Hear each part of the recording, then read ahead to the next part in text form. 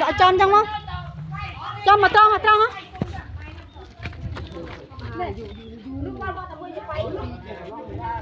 Cô bắt tên, cầm ai gì băng?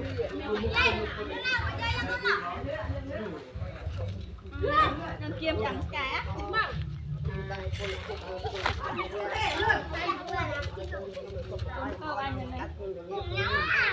Mai tụm lại cái mà cái gì nhỉ?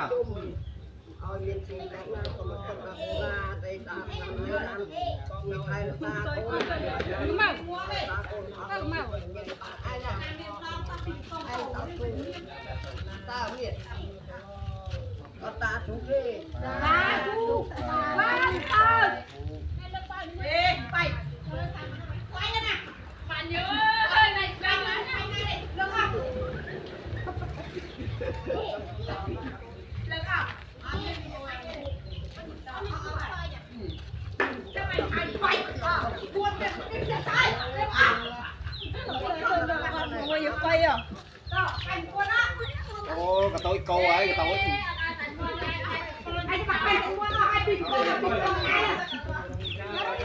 Nó thành ngon á.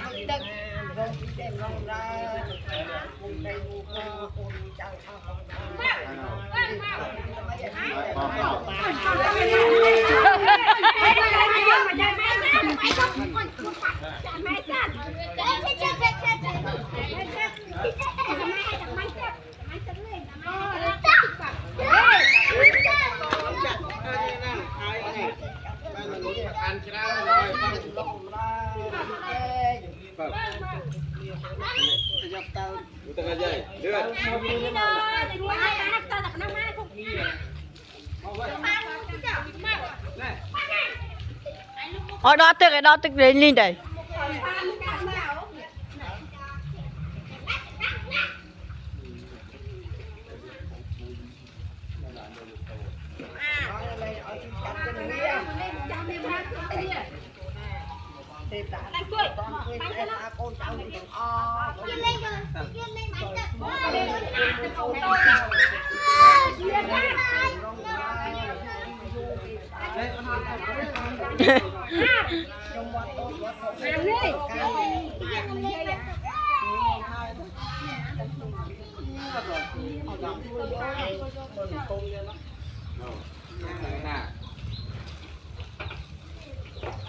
Chào anh chị, Diêm.